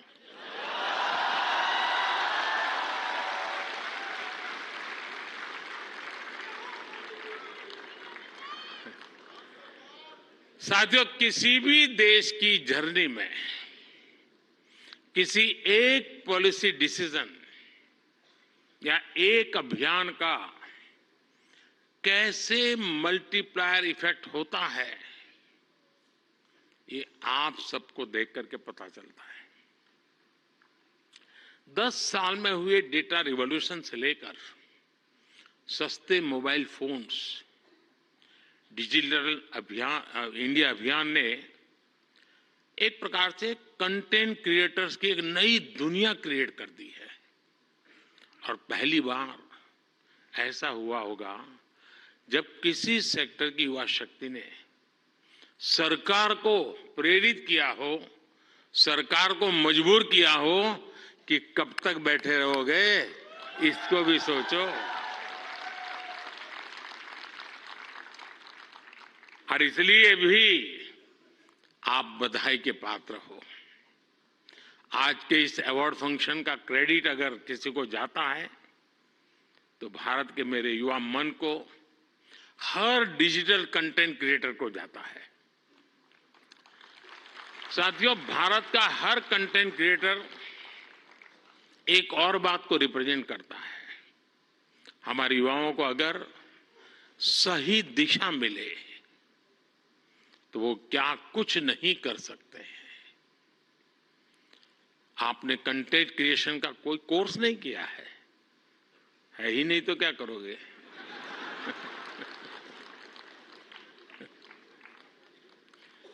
पढ़ाई के टाइम करियर सेलेक्ट करते हुए ये सोचा भी नहीं होगा कि हम कंटेंट क्रिएटर जैसा कुछ बनेंगे, लेकिन अपने भविष्य को पहचाना, फ्यूचर को देखा और ज्यादातर लोगों ने वन मैन आर्मी की तरह काम शुरू कर दिया। अब ये श्रद्धा को देखिए, खुद अपना मोबाइल लेकर के बैठ जाती है। अपने प्रोजेक्ट में आप ही राइटर, आप ही डायरेक्टर, आप ही प्रोड्यूसर, आप ही एडिटर, यानी आपको ही सब कुछ करना होता है। यानी एक प्रकार से इतनी टैलेंट एक जगह पे जमा हो जाए और फिर वो जब प्रकट हो तो उसका सामर्थ्य कितना हो सकता है अंदाज लगा सकते हैं। आपने आइडियाज गढ़े, इनोवेशन किए और उन्हें स्क्रीन पर जीवंत बनाया। आपने दुनिया को न केवल अपनी क्षमता से परिचित करवाया बल्कि लोगों को दुनिया भी दिखाई। आपने जो हिम्मत दिखाई उसी के कारण आज आप सब यहां पहुंचे हैं और देश बड़ी आशा के साथ आपको देख रहा है। आपका कंटेंट आज पूरे भारत में जबरदस्त इंपैक्ट क्रिएट कर रहा है।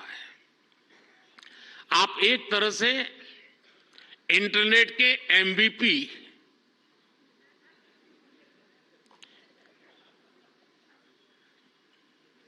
ठीक है ना? थोड़ा दिमाग खपाओ, क्रिएटिविटी बताओ अपना। जब मैं आपको एमपीपी कहता हूं मतलब मोस्ट वैल्यूएबल पर्सन बन गए। साथियों, आप सभी जानते हैं कि जब कंटेंट और क्रिएटिविटी आपस में कोलैबोरेट करते हैं तो इससे एंगेजमेंट बढ़ती है। जब कंटेंट डिजिटल से कोलैब करता है तो ट्रांसफॉर्मेशन आता है। जब कंटेंट पर्पस से कोलैब करता है तो इससे इंपैक्ट दिखता है। और आज जब आप लोग यहां आए हैं तो मुझे भी बहुत सारे विषयों पर आप लोगों से कोलैब रिक्वेस्ट करनी है।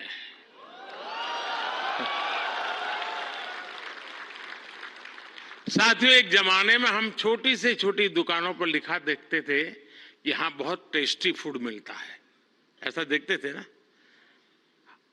कोई भी कहे वहां क्यों खाना, तो बोले टेस्टी फूड है। लेकिन आज हम देखते हैं कि दुकान वाले लिखते हैं कि यहां हेल्दी फूड मिलता है। अब टेस्टी नहीं लिखता है, हेल्दी फूड मिलता है। क्यों बदलाव आया? तो ये एक बदलाव समाज में भी आ रहा है। इसलिए कंटेंट ऐसा होना चाहिए जो लोगों में कृतज्ञ भाव जगाए, देश के प्रति आपके जो कर्तव्य हैं उनके लोगों को प्रेरित करें।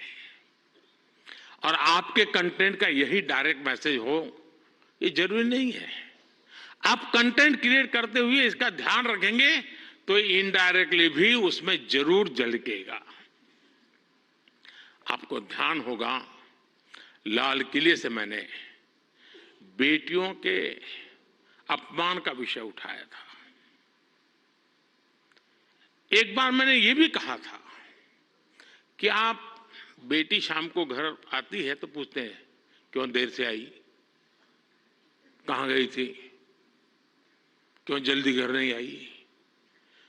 मैंने लाल किले से पूछा था कि मुझे कोई तो माँ बाप बताओ जो अपने बेटे को पूछते हो कि तुम देर से क्यों आ रहे हो, कहां गए थे। बेटी को सब पूछते हैं, बेटे को कोई नहीं पूछता है। मैं कंटेंट क्रिएटर से कहता हूं इस बात को आगे कैसे बढ़ाएं, एक माहौल कैसे बनाएं। समान जिम्मेवारी होनी चाहिए।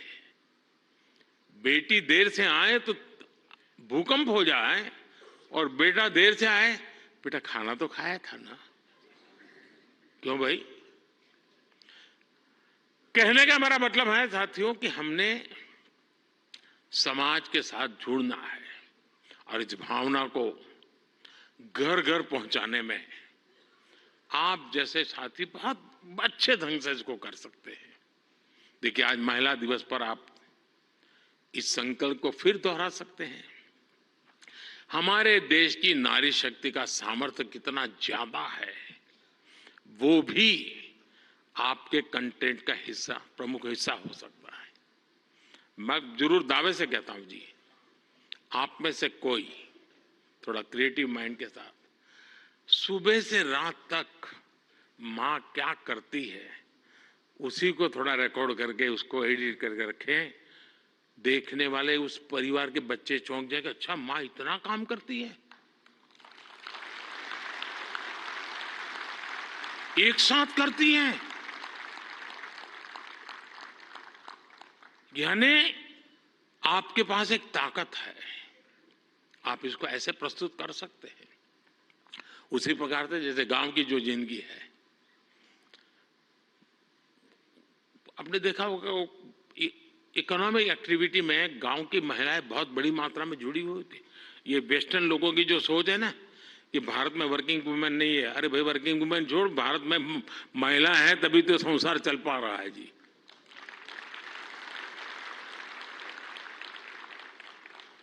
गांव में आप देखेंगे इतनी इकोनॉमिक एक्टिविटी हमारी माताएं बहनें करती है। अगर ट्राइबल बेल्ट में जाएंगे, पहाड़ों में जाएंगे तो आपको मैक्सिमम इकोनॉमिक एक्टिविटी हमारी माताएं बहनें करती हैं जी। और इसलिए हमारी क्रिएटिविटी के द्वारा हम ये जो गलत परसेप्शन बने हैं ना, बड़े आसानी से बदल सकते हैं, हकीकतों के आधार पर बदल सकते हैं। और मैं मानता हूं हम इसको करना चाहिए। अगर एक दिन की जीवन की सिर्फ साइकिल को हम दिखाएं तो पता चलेगा कि हमारे यहाँ पशुपालक हो, किसान महिला हो, मजदूरी करने वाली महिला हो, कैसे काम करती, कितनी मेहनत करती है। साथियों, स्वच्छ भारत की सफलता से आप सभी परिचित हैं और आपने उसमें सहयोग भी किया है, लेकिन ये तो निरंतर चलने वाला जन आंदोलन है। कहीं पर भी कोई सफाई की अच्छी चीज आती है, अब जैसे मैंने अभी एक रील देखा, कोई टाइगर पानी पीने जा रहा है और उसमें प्लास्टिक के बोतल देखता है तो टाइगर मुंह से प्लास्टिक का बोतल उठाता है और कहीं पर जगह पे छोड़ने के लिए चला जा रहा है। अब इसका मतलब मोदी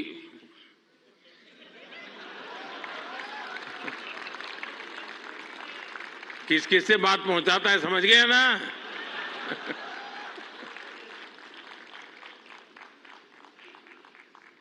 अब उसके माध्यम से आप भी पहुंचा सकते हैं और इसलिए आप इस विषय पर भी लगातार कुछ न कुछ जरूर करते रहिए।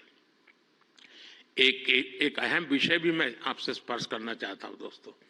ये छोटी छोटी चीजें जो मेरे मन को छूती है, मेरा मन करता है कि क्रिएटिव माइंड के लोग हैं तो शायद मैं मन खोल करके बातें भी कर सकता हूं। मैं भाषण नहीं कर रहा मुझे।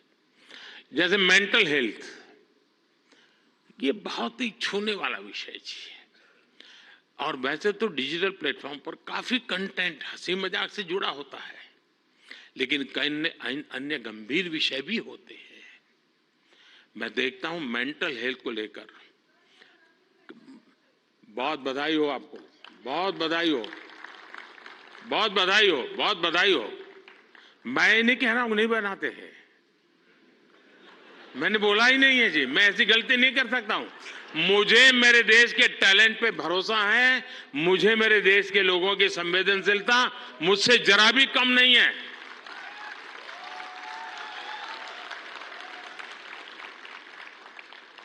लेकिन ये ऐसे और जो लोग इस प्रकार से सोचते हैं वो ज्यादा क्रिएटिव है, ऐसा मैं कह सकता हूं, क्योंकि मेंटल हेल्थ को लेकर काफी क्रिएटर्स बहुत अच्छा काम कर भी रहे हैं, लेकिन अभी हमें इस पर और ज्यादा काम करने की जरूरत है।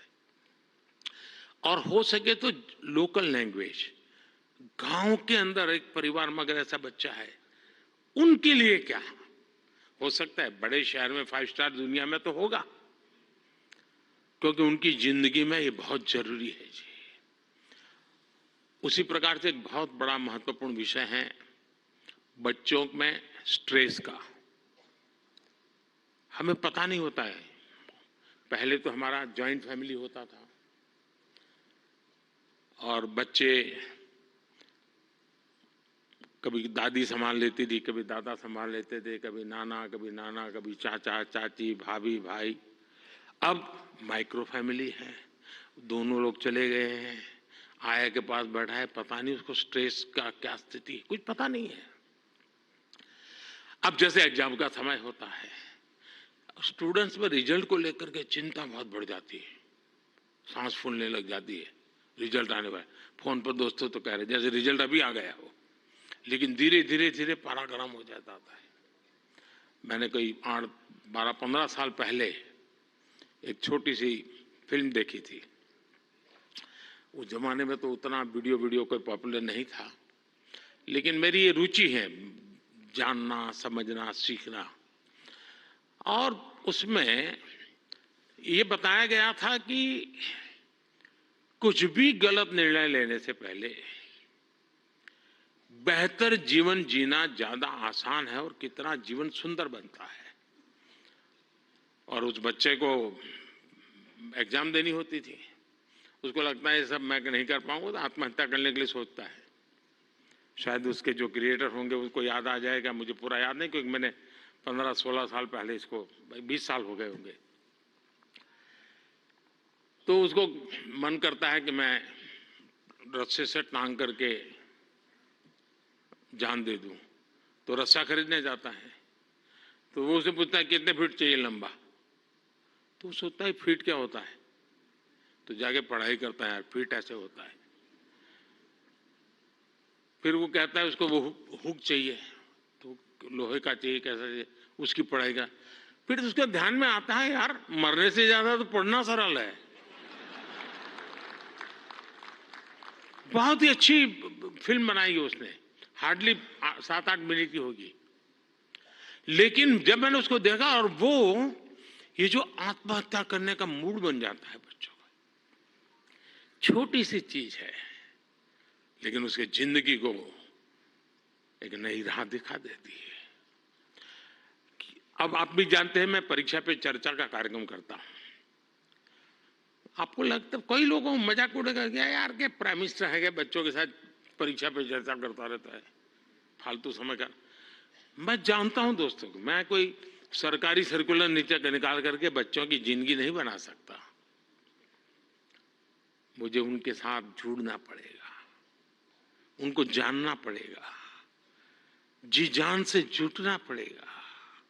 और उस समय यानी बारिश के बाद अगर मैं खेत में काम करूं तो काम का है, परीक्षा के दिनों में उसकी बड़ी ताकत होती है।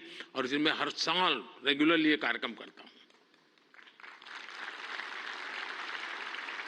क्योंकि मेरे मन में यही होता है कि इन बच्चों के साथ में कुछ बातें करूं, खुल करके बातें करूं। हो सकता है किसी को एक आध चीज काम आ जाए, उनके मन को छू जाए, उनका हाथ पकड़े, उनकी हैंड होल्डिंग करे, उनके माँ बाप को लगे, टीचर को लगे। साथियों ये सारे काम मैं तो रील बनाने के लिए समय नहीं निकाल सकता, तो मैं ऐसे काम कर लेता हूं, लेकिन आप तो वो भी कर सकते हैं जी। क्या हम ऐसा कंटेंट और ज्यादा बना सकते हैं जो यूथ में ड्रग्स के नेगेटिव इफेक्ट्स को लेकर अवेयरनेस लाए?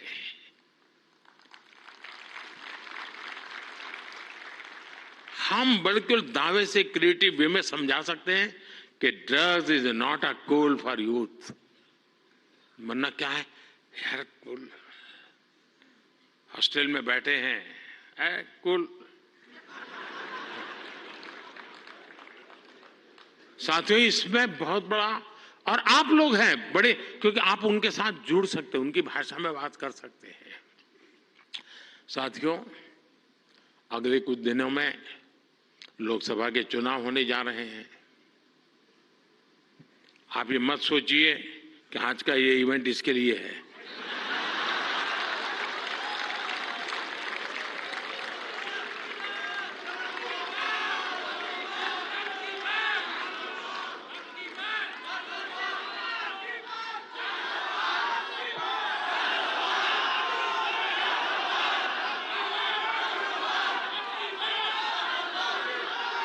और मैं आपको गारंटी देता हूं कि हो सका तो नेक्स्ट शिवरात्रि पर भी, या तो डेट कोई और हो सकती है, या ऐसा कार्यक्रम मैं ही करूंगा।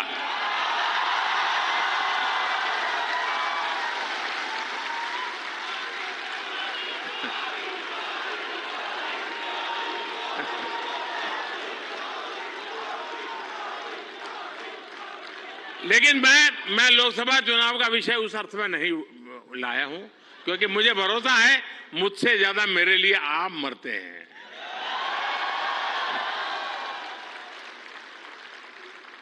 और आप मेरे लिए इसलिए मरते हैं क्योंकि मैं आपके लिए जीता हूं, और जो अपने लिए नहीं जीता है उसके लिए मरने वाले बहुत होते हैं जी।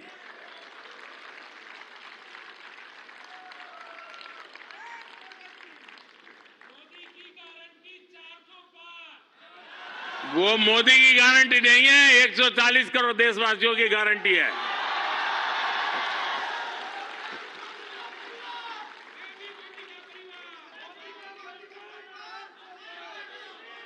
ये बात सही है, ये मेरा परिवार है। साथियों, मैं जो लोकसभा चुनाव की बात कर रहा था, और एक क्रिएटिव वर्ल्ड के लोग बहुत बड़ा काम कर सकते हैं।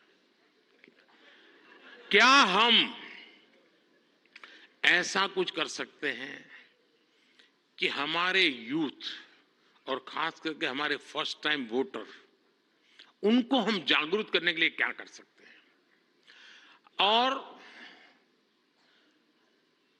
उसको पता हो कि वोट देना यानी किसी को जिताना हराने का काम नहीं है जी। वोट देने का मतलब है तुम इतने बड़े देश की निर्णय प्रक्रिया के हिस्सेदार बने हो। तुम देश का भविष्य बनाने वाले एक महत्वपूर्ण पार्टनर हो। ये उस तक पहुंचना जरूरी है जी। उसको कभी ये मत कहिए किसको वोट दो, लेकिन आप उसको जरूर कहिए कि वोट तो देना ही चाहिए। वो तय करेगा किसको देना किसको नहीं देना, वो तय करेगा, लेकिन वोट देना चाहिए, ये उसको जरूर कहना चाहिए। और मैं मानता हूं हमारे देश में, दुनिया के देश जहां जैसे जैसे समृद्धि बढ़ती गई, वोटिंग पैटर्न घटती गई। दुनिया में देश समृद्ध हुए, लेकिन अलग अलग व्यवस्थाओं ने समृद्धि तक ले गए और बाद में लोकतंत्र की दिशा में गए। भारत 100% लोकतंत्र के ही अधिष्ठान को लेकर के समृद्ध राष्ट्र बनने के सपने को लेकर के चला है, और दुनिया के लिए मॉडल बनने वाला है जी। ये दुनिया के लिए बहुत बड़ा मॉडल बनने वाला है, लेकिन उसमें मुझे मेरे देश के नौजवानों की भागीदारी चाहिए।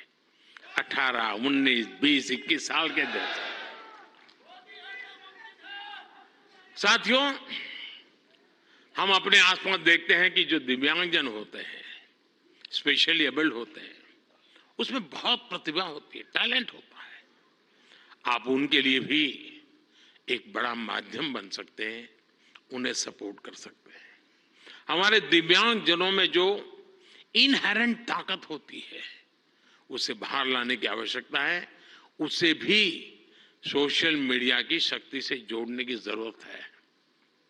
साथियों, एक और विषय है भारत का इन्फ्लुएंस, भारत के बाहर और ज्यादा बढ़ाने का।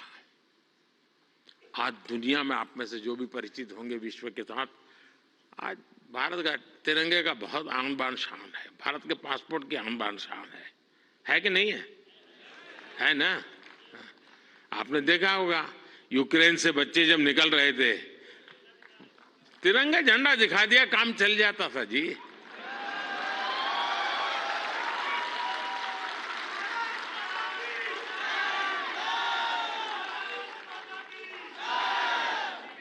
ये सामर्थ्य ऐसे ही नहीं आया है दोस्तों, ये सामर्थ्य ऐसा ही नहीं आया है। इसके पीछे एक मिशन बोर्ड में तपस्या की गई है। दुनिया में आज वातावरण बदला है, लेकिन उसको और अधिक आज भी दुनिया में कुछ परसेप्शन ऐसे ही है हमारे लिए, हम उसको बदल सकते हैं क्या? और मैं मानता हूं, मुझे याद है मैं एक बार किसी एक देश में गया था तो एक इंटरप्रेटर मेरे साथ था, तो परिचय वो कंप्यूटर इंजीनियर था, उस सरकार में काम करता था। तो मेरी मदद की उसने, 3-4 दिन मेरे साथ था वो, तो परिचय हो गया। तो आखिर में उसने कहा साहब आपको बुरा न लगे तो एक सवाल पूछना चाहता हूँ। मैंने कहा क्या? नहीं साहब आपको बुरा नहीं लगेगा ना? मैं कहा नहीं दोस्त, 3-4 दिन से आप देख रहे हो, बुरा लगने का सवाल नहीं, आप जरूर पूछिए। नहीं रहने दो साहब, नहीं पूछता हूँ। नहीं मैंने कहा पूछो यार। उसने कहा साहब क्या अभी भी आपके देश में सांप सपेरे जादू टोना यही होता है क्या? ये मुझे पूछा गया सवाल था जी। मैंने कहा देख दोस्त, हमारे लोग तो उस जमाने में तो बड़े ताकतवर थे, तो सांप बाप उनके लिए बड़ा बायात का खेल था। अब मैंने कहा हमारी ताकत बहुत कम हो गई है, और धीरे धीरे करके मैंने कहा वो माउस पे आ गए हैं। लेकिन मैंने कहा वो माउस से पूरी दुनिया को हिलाते हैं। साथियों, मेरे देश का ये जो सामर्थ्य है ना,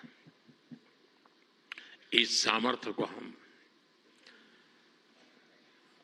आज अगर विदेश में बैठे किसी शख्स को, मैं समझता हूं हमारे सामर्थ्य से आकर्षित करें, उनको लाने की दिशा में हमारा काम हो, हम अपने कंटेंट को ऐसा क्रिएट कर सकते हैं। आप पूरी दुनिया में भारत के डिजिटल एम्बेसडर्स हैं दोस्तों, और मैं मानता हूं ये बहुत बड़ी ताकत है। आप फ्रिक्शन ऑफ सेकंड दुनिया में पहुंच सकते हैं। आप वोकल फॉर लोकल के ब्रांड एम्बेसडर्स हैं। मैं कल श्रीनगर में गया था, तो एक नौजवान से मेरी बातचीत हो रही थी। मैं हैरान हूं, जो वो सिर्फ शहद का काम करता है, मधुमक्खी पालन का काम करता है, और आज ग्लोबली उसने अपनी एक ब्रांड पहुंचा दी है जी, जस्ट डिजिटल वर्ल्ड के माध्यम से। और इसलिए साथियों, आइए हम एक साथ मिलकर एक क्रिएट ऑन इंडिया मूवमेंट, मैं बहुत जिम्मेवारी के साथ आप लोगों से अपेक्षा कर रहा हूं, क्रिएट ऑन इंडिया मूवमेंट की शुरुआत करें।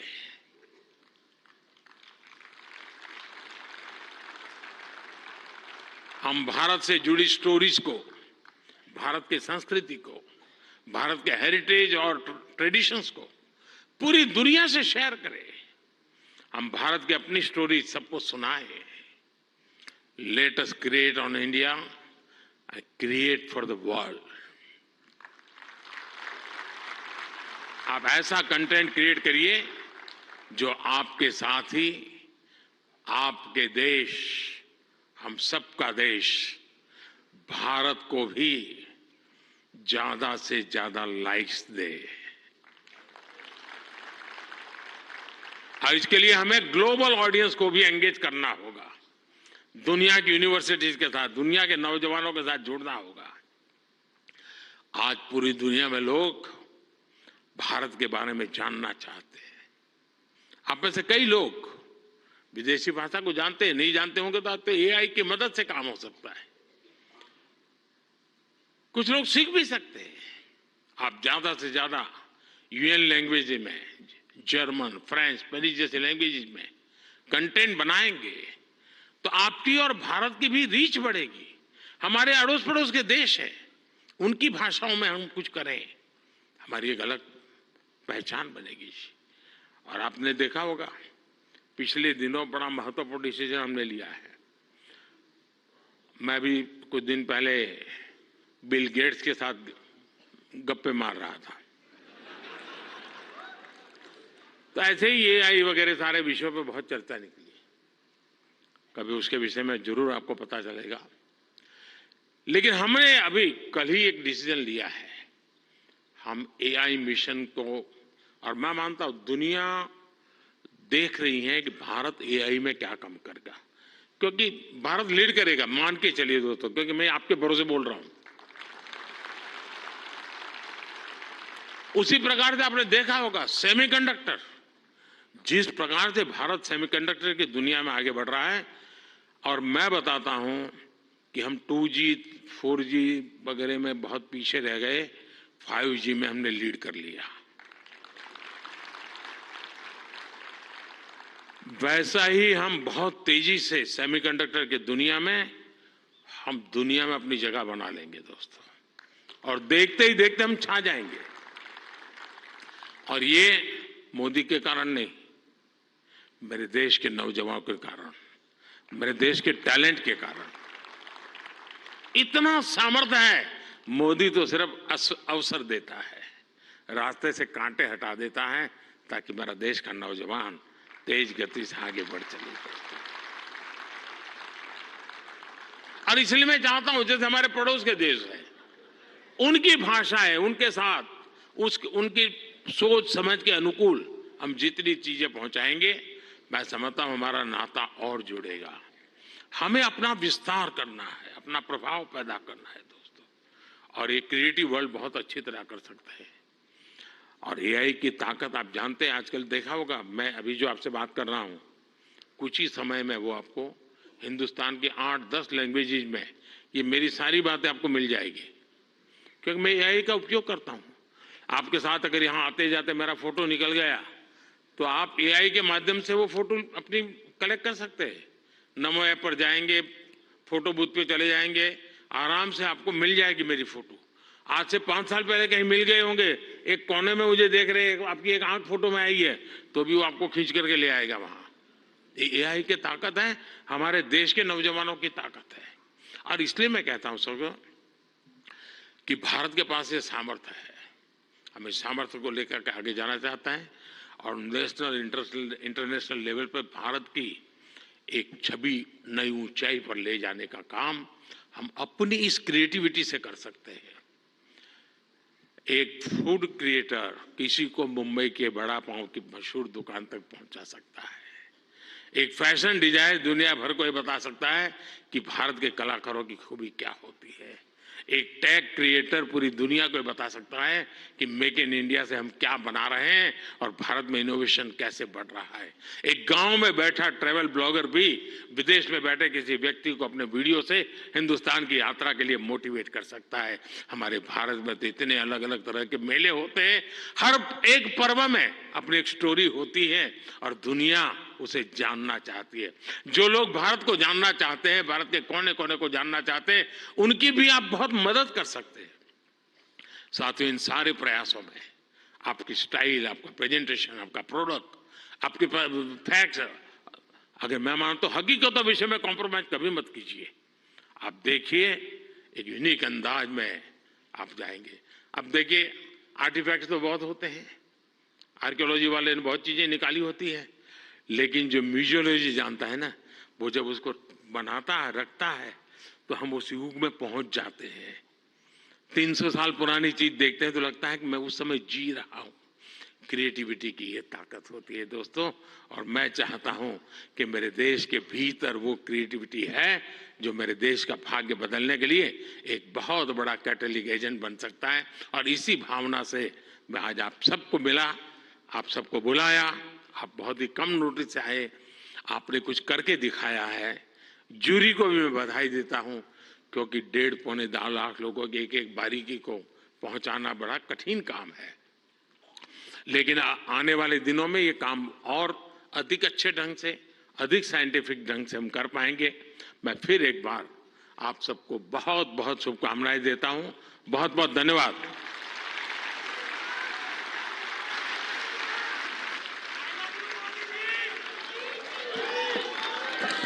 आपका बहुत बहुत आभार।